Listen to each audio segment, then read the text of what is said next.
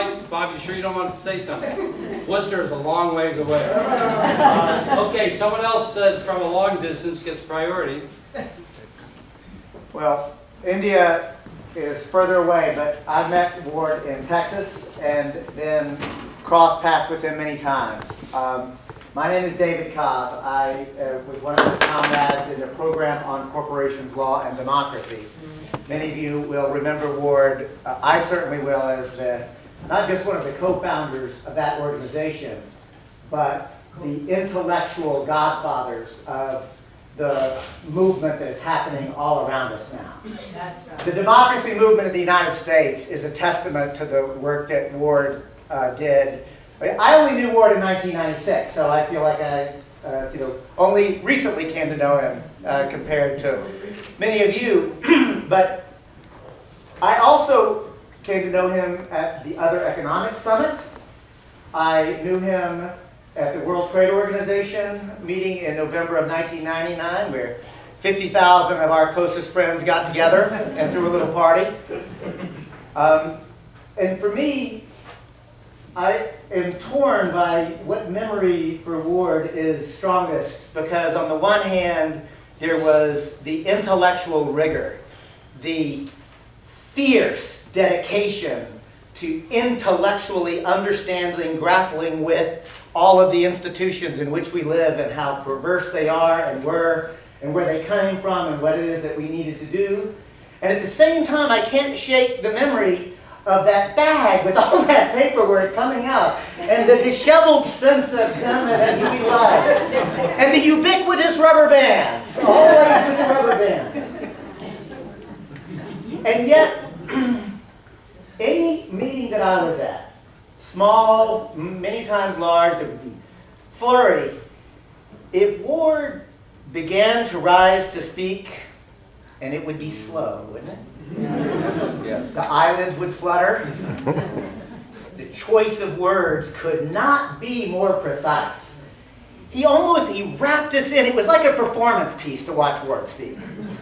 And when he would speak, it was never, ever anything short of precise, inspirational, and for me, I will always remember Ward as an inspiring person who lived his politics.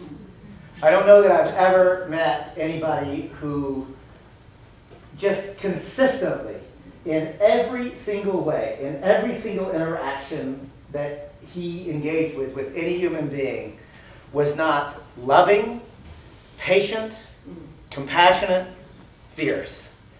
So I miss Ward already, but I also really encourage for myself and for each one of us, I hope that as this movement grows, let's remember that Ward was an early adapter of this movement, and that many of us, myself included, are beneficiaries of his wisdom and his life.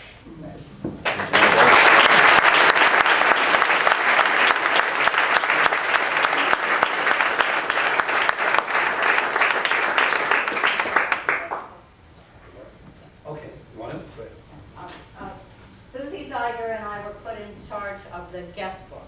I have it. And I think maybe some people, I noticed people at the door that probably didn't sign it. And I guess it could also be here at the end, but I'll start over here with people that I know are new. And yeah, you feel okay if we get it passed around? Sure. Okay. Thanks, Sally. Somebody else want to speak before we move on to music? Behind you. Yeah. I don't know if you can hear me from back here. I'm Lucinda Whitelaw, and I had the great privilege of having worked with Ward for a number of years. And I hope I can get through this without crying. Where are you from? I'm living just south of Boston now, but I worked with Ward in New York City for a number of years. And I guess you're all, for all of us, a few people who are transformative in our lives. And Ward Morehouse was one of those people for me. In 1987, I was 22 years old. I just moved to New York City from North Carolina, and I was as green as they come. I was going to graduate school at Columbia University, and I was in desperate need of a job. And I remember going to the financial aid office and flipping through the book, and I came across something called the Council on International and Public Affairs. And I read the description, and I said, that's the one for me. So I went down to interview, and I remember them asking me a little bit about the Bhopal gas disaster, and I said, oh gosh, I hope they don't ask me too many questions. I do remember something about it, but Ward and David took a chance on me and hired me to work with them. And I worked with them there from 1988 to 1991. And at the time that I met Ward, it was a time in his life when a lot of people were already contemplating retirement. But that wasn't the case for him at all. He never seemed to tire, he never complained, and even after hip surgery, I remember that he was still lugging that large suitcase, or briefcase that people talk about through the streets of New York. I never once saw him lose his temper. Ward was a gentle, compassionate, deeply committed, and self-effacing man. I'll never forget his smile and some of the endearing eccentricities you've heard about, including the way he would clear his throat, close his eyes before he spoke, his inability to part with the piles and piles of paper, and documents that would pile up on the windowsills until David would eventually have a white lie that the window washers had. He also left a little coffee pot filled with water on one of the shelves in our small New York office, and he would be gone sometimes for weeks at a time and come back and take a swig, but every once in a while, David or I would take mercy on him and remove the old water and fill it up with new water. I remember how he would light up and smile when talking about his children and grandchildren, and you were precious to him, which I know you know, but he never seemed happier except perhaps after being arrested for civil disobedience. Come back to the office joking about being a guest in the New York City jail. I also remember, in spite of my know-nothing youth, how he treated me always as an equal and listened to me.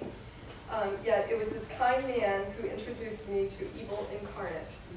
You see, Ward and David took me to my first stockholder meeting at Union Carbide, and after having read Ward's book on the Bhopal tragedy and doing research at the Council and Bhopal Action Resource Center for months on the disaster, I knew the comments of the CEO that I heard that day to be absolute lies. And I was appalled at how little wealthy shareholders seemed to care about thousands and thousands of people who had been killed, who were suffering in India as a result of the actions of their corporation. It didn't help me to hear them boo a Baptist minister given my own Baptist roots that day. But I did think I had met evil and there was no going back. My work at the council with Ward had removed a veil from my eyes, and I would spend the next 2 decades of my life fighting corporate abuse as a result of him. Ward would be the first one to say that he wasn't satisfied with the outcome of our work for the victims and survivors of the Union Carbide Bhopal gas disaster, but because of his work, at least the survivors and victims were not forgotten. Union Carbide wasn't able just to walk away. He was instrumental in ensuring that, in spreading the message that we here in the U.S. bear a particular responsibility to challenge these behemoths. He worked to show that these giants pose a threat to our democracy, and he was a visionary behind the world's first permanent people's tribunal, which folks have talked about today, and I've had the privilege in the past to work with him on challenging human rights abuses by corporations around the world. He was also a visionary for HOCLAD, and I know for several of us here who had just the great privilege of working with him. He never became cynical, and I saw that even in my youth. And I made a promise to myself that if I ever found myself becoming cynical in this work, I would choose a different path. He was always clear-eyed about the longevity of taking on the very nature and structure of transnational corporations. That it would not be accurate to call him optimistic, but he certainly had a vision for something better that was worth the struggle, even if he would never be able to see it through to the end. And what I hope to take away from how Ward lived is that he always lived with an open heart. He found love much later in life than, much later in life than most of us would deem possible. He was loved in return to the end. His was a tireless fight for justice. His life mattered, perhaps far beyond those of us here may ever know. He certainly mattered to me, and hopefully allowed me to put a chink in the armor in our collective fight for justice and democracy, and I will always, always remember him.